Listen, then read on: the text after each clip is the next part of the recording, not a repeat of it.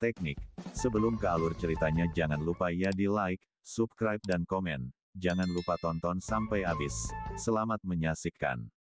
Bahwa Suyun perlu waktu 1 bulan untuk bisa sembuh sepenuhnya. Singhe menyerahkan semuanya kepada Yuning lalu dia pun berniat untuk kembali ke akademinya, namun di sini Yuning mengajak Singhe untuk pergi bersamanya ke Istana Kota Utara. Tapi Singhe bilang bahwa dia tidak ingin memanfaatkan identitas dari Yuning. Tapi tanpa disangka-sangka Yuning tidak membiarkan Singhe pergi dari sana, dia pun menyuruh prajuritnya untuk menangkap Singhe. Di sisi lain ayah dari Yuning pun sedang memperhatikan Singhe dan Yuning. Lalu seorang prajurit bilang bahwa Yuning mempunyai perasaan kepada Singhe. Kemudian ayah Yuning bilang bahwa Singhe tidak boleh tinggal di Akademi Tianxing lagi dan tidak.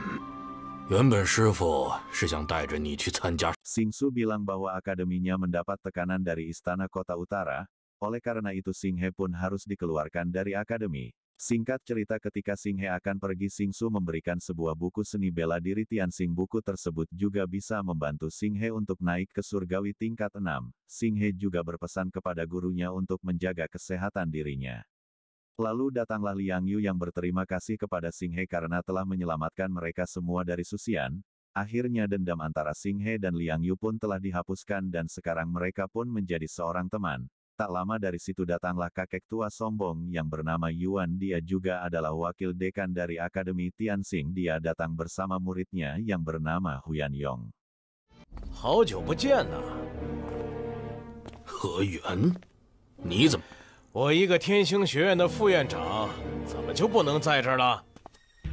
哟，这位就是之前测试过引动了6枚，这么好的天赋，居然要被逐出天星学院。 Di sini dia mengejek Singsu karena tidak bisa melindungi Singhe yang membuat Singhe dikeluarkan dari Akademi Tianxing.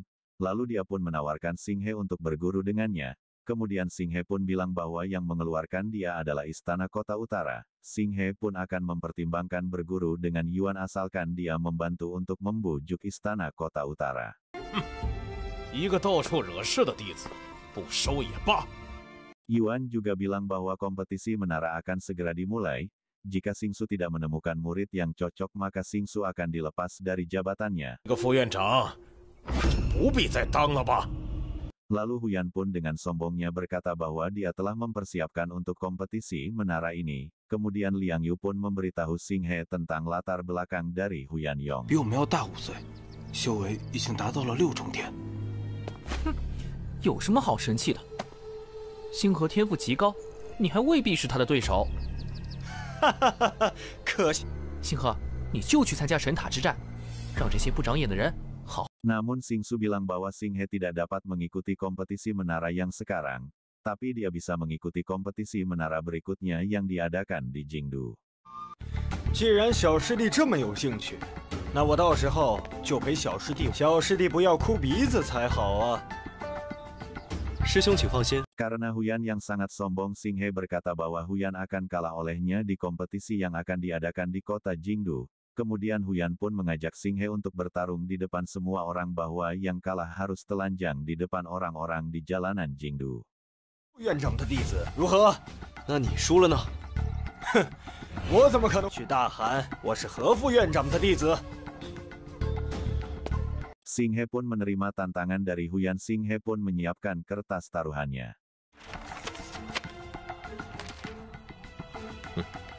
那我们就不奉陪了。自不量力的小子！哼，胡元勇如今已是6，我倒要看看徐礼还有什么脸面继续留在天星学。 Lalu Singsu pun menyuruh Singhe untuk berlatih lebih keras sebelum ia kembali. Kemudian Singhe pun berpamitan bahwa ia akan pergi. Sin pun berpindah yang memperlihatkan Suyun yang sedang mandi. Di sini dia selalu teringat Singhe.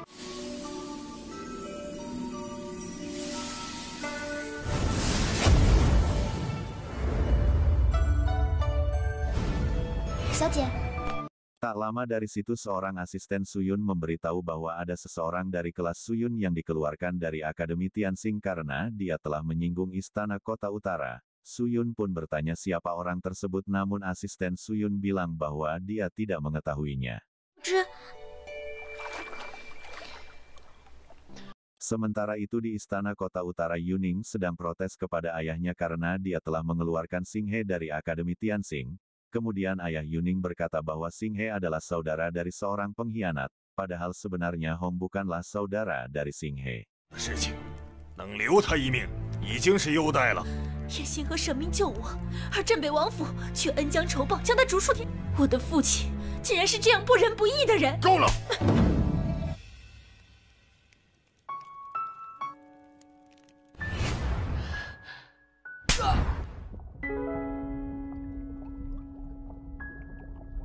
Setelah Yuning ditampar oleh ayahnya, dia pun langsung pergi dari sana sambil menangis.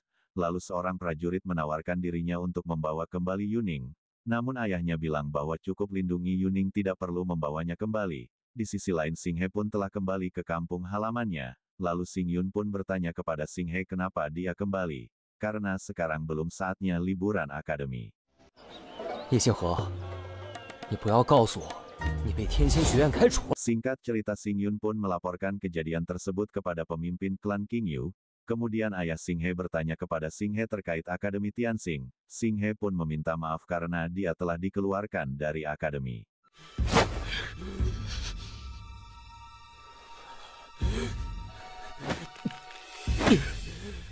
族长，你看在他年纪还小的份上，饶了他这回，我也接受惩罚。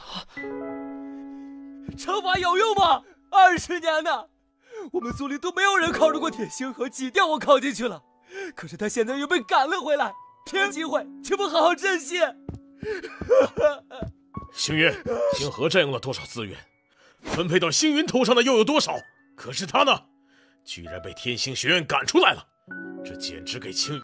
Setelah paman Xinghe marah-marah kepada Xinghe, dia pun meminta maaf kepada pamannya dan akan menerima hukuman yang akan diberikan kepadanya. Kemudian pemimpin klan Qingyu menyuruh Xinghe untuk berkontribusi dalam klannya, bahwa dia harus mengajarkan hal yang dipelajari di akademi kepada anak-anak lain. 那就从明天开始吧，赶了一天路，你也累了。哎呀，星河这孩子可惜了，不知道他为什么会被天星学院劝退。星河，起来吧。 Lalu Xinghe pun bertanya kepada ayah dan ibunya apakah dia akan dihukum. Ayahnya bilang bahwa dia harus berpikir 2 kali sebelum bertindak.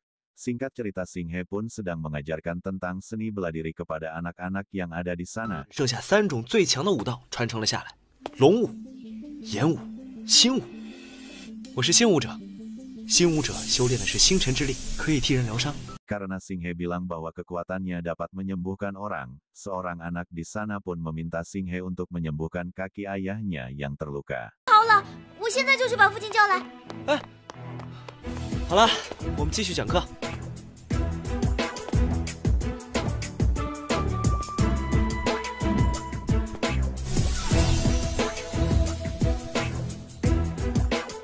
Tak lama dari situ ayah dari anak tersebut pun datang dengan memakai tongkat, lalu Xinghe pun mencoba untuk menyembuhkan ayah dari anak itu.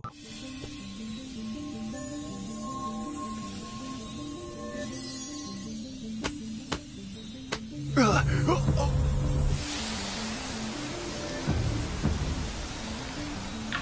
人叔，你把拐杖拿掉试试。”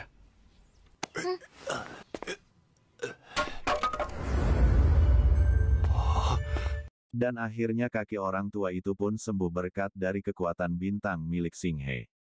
Kemudian dia pun berlutut di depan Xinghe karena Xinghe telah menyembuhkan kakinya. Kemudian seorang anak perempuan meminta bantuan Xinghe untuk menyembuhkan ibunya sampai pada akhirnya orang-orang yang sakit di klan Qingyu berdatangan ke tempat Xinghe untuk disembuhkan luka yang mereka alami. Tapi tanpa disangka-sangka Xinghe mengalami sakit kepala sehingga membuat dia harus pingsan di sana. Setelah membawa Xinghe ke kamarnya, dia pun langsung siuman. Lalu pemimpin klan Qingyu menyuruh warganya untuk tidak memanfaatkan kekuatan dari Xinghe. 所有人都不能透露出去，且今日之后如非必要和疗伤。是，我没事的。 Dia juga menasehati Xinghe untuk tidak memaksakan diri dan berkata bahwa masalah ini cukup sampai di sini saja. Keesokan harinya Xinghe pun membantu ibunya untuk memasang lentera. Namun ibunya bilang bahwa biarkan ayahnya saja yang menggantungkannya. Tak lama dari situ ayah Xinghe memberitahu bahwa orang-orang klan Zhao telah datang.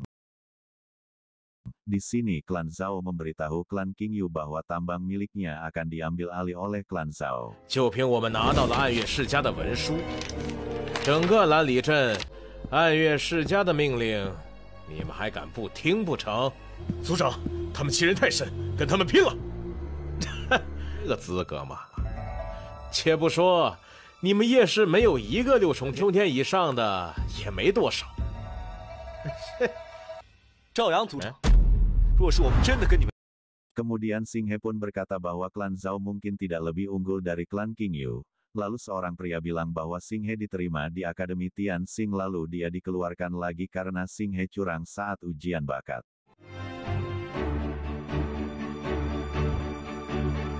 哎呦，你们叶氏真是把兰里镇的脸都给丢尽了，就想靠作弊，最后还不是被赶了出来？我也相信星河，我们青羽世家的孩子断然不会做。真是可笑！你们以为这样就能把家丑遮？Sampai pada akhirnya suasana di sana pun mulai memanas ketika Xinghe berkata bahwa dia ingin mempertahankan tambang miliknya. Lalu pemimpin klan Zhao dan anaknya pun pergi meninggalkan mereka semua dan berkata bahwa kepemilikan tambang berpegang pada kemampuan yang mereka miliki. Dan akhirnya pertarungan pun tak dapat terhindarkan lagi.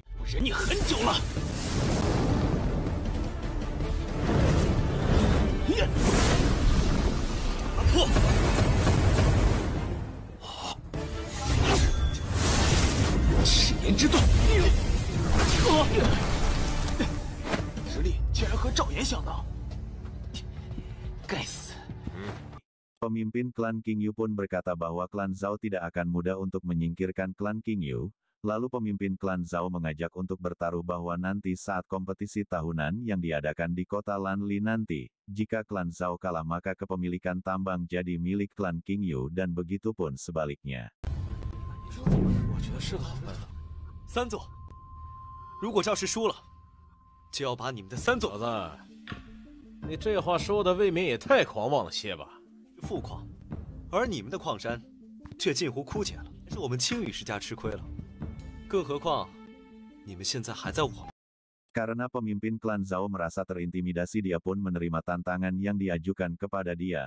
Lalu dia pun pergi dari sana. 父亲，难道我们就这么放过他们了？是现在时机不对，叶氏好歹也有数百的族人，说不定也会出手干预。 毕竟青羽世家的 Pria tersebut pun dengan percaya dirinya bahwa dia bisa mengalahkan Xinghe saat kompetisi yang akan diadakan nanti. Sementara itu pemimpin klan Qingyu memuji kekuatan Xinghe yang meningkat begitu pesat, namun ia khawatir jika nanti klan Zhao berbuat curang saat kompetisi. Namun di sini para orang-orang klan Qingyu akan bertarung mati-matian jika memang terjadi kecurangan ketika kompetisi. 还不如战死！星河有一句话。 不得不说。 Dan akhirnya alur cerita film Star Martial God Part 4 pun berakhir. Bagaimana kelanjutan alur ceritanya? Apakah Xinghe menang dalam kompetisi tersebut? Ditunggu di part ke-5 ya. Jangan lupa ditonton sampai habis. Makasih.